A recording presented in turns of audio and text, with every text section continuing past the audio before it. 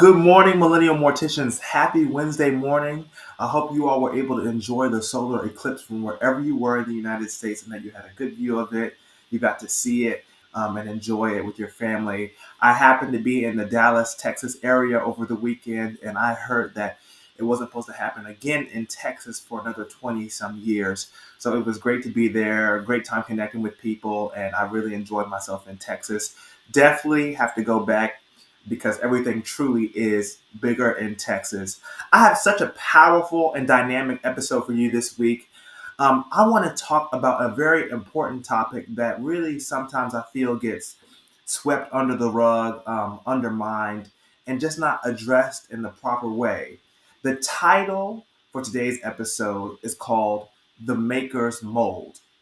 The Maker's Mold is the title of today's episode. And I got this title because I thought about my entry point into funeral services, my career in funeral services, and I thought about all the people in my life that left a lasting impression on me, on my family, on my friends, um, and just on how the way I served families. They had a special impact on me.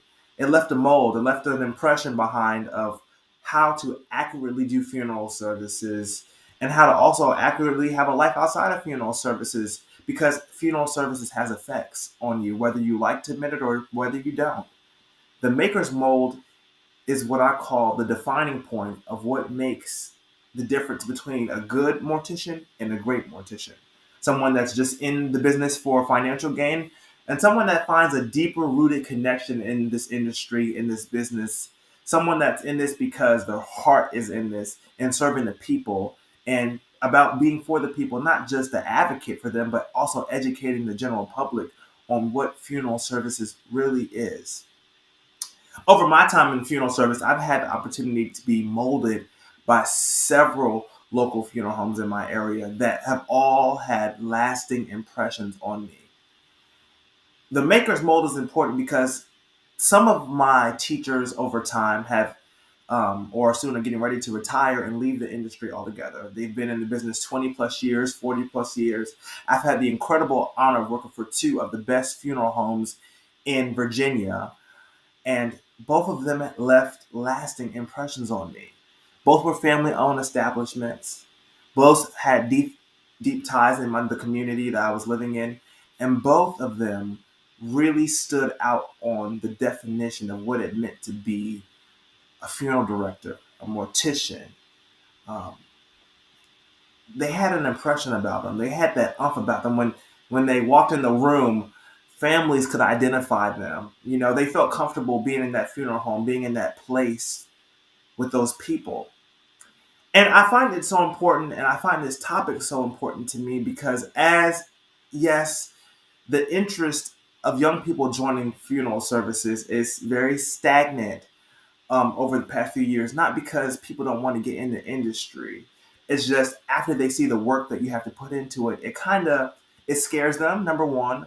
Or number two, I find that they're either really interested, like how I was and blessed and fortunate enough to be able to get into a good funeral home, and there wasn't an opportunity for them to get in the game as early as they should have or as they could have because the way the funeral industry operates, we are a very, many of you know, very sacred industry, very important industry.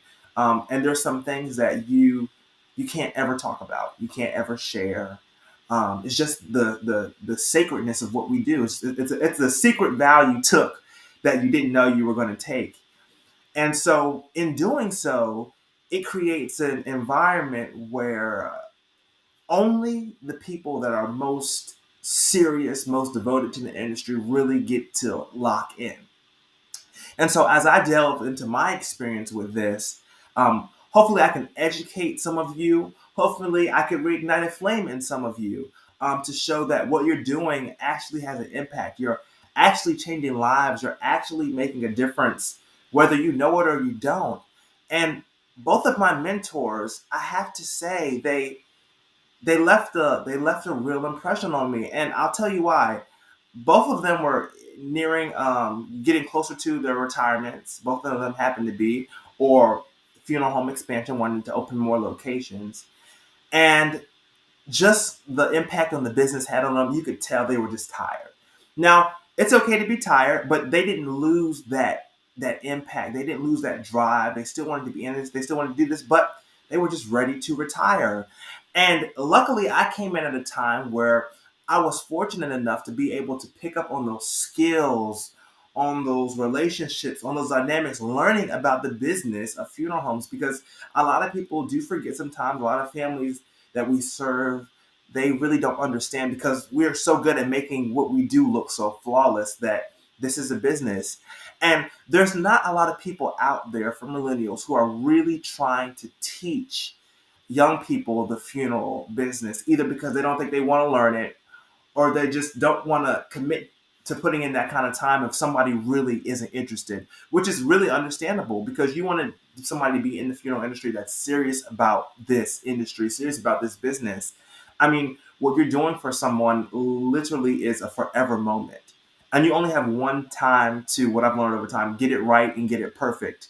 And there's no excuses that you can have for messing up because this family paid thousands of dollars for this service to be done right, done with and handled with dignity, done and handled with respect and intent. And so the reason why I named this episode The Master Molder is because I want millennials out there, I want my audience out there to know that, and this hurts my heart to say, our master molders are fading out of the business. It's true. The master molders are fading out of the business. They're retiring. Some of them are passing on themselves. Some of them just want to sell their funeral homes and have nothing to do with the business anymore. And I want my people out there that had access to a master molder or someone that's had a huge impact on their lives within the industry to actually take the time out to learn all you can from these people in the industry. They have so much knowledge, such a vast array of resources, and they have such deep ties with the community that literally any question I've ever asked any of my mentors, they've always had the perfect answer and they were always right there to guide me in the back, if it had to do with embalming questions, restorative questions, or even just with learning about families and learning about how to be dynamic with them. They are the answer to any question in funeral services because they've seen a lot of what you haven't seen and they know exactly how to address it. I think of these gems in the funeral industry as master chess players because any mortician, any funeral director in the industry, they are always, what I found is they're always thinking 10 steps ahead. I'm thinking about something in my head that I could have remembered or could have forgot, and they're 10 steps ahead of that. That's that master, someone who's mastered the industry. And I want us as young people in the business, learning, getting ready to be in the business, to, if you know somebody in your area that's on a funeral home for a long time, has deep ties with the community, that's professional, that's driven, if you ever get a chance to go and talk to those people, go and interact with them because we're living in a world where that kind of skill level, that kind of intent, it's fading away, it's fading out. And those are the kind of people in our industry that we need to cherish, that we need to hold on to, that we need to grasp on their mind and on their brain and how they think. I always look at those people and I try to replicate their move. I try to see things from their point of view to better understand my thinking, my knowledge in the business because believe it or not, even in this industry, things are always changing. Things are always evolving. You never know what the next move could be. But that mastermind, that master molder, they want the same success that they had in the business to be on you, on the person that they're training, on the person that they're getting ready to hand their funeral home off to. They want you to have those skills. They want you to have those bonds, those relationships. And it goes even deeper because you begin to develop, like in any funeral home, a personal relationship with these people. I know all the time, maybe too much. So some people may say, I'm always calling my mentor, my boss. I'm always trying to pick out his brain. I'm always keeping him up to date what's going on in my personal life because I always tell you guys your personal life plays a huge role in what you bring to the funeral home. How much of yourself are you able to give at that moment? I can tell you from my experience, I recently, last November, lost my cousin to breast cancer. And that had an impact on what I could give at that particular time in the funeral home.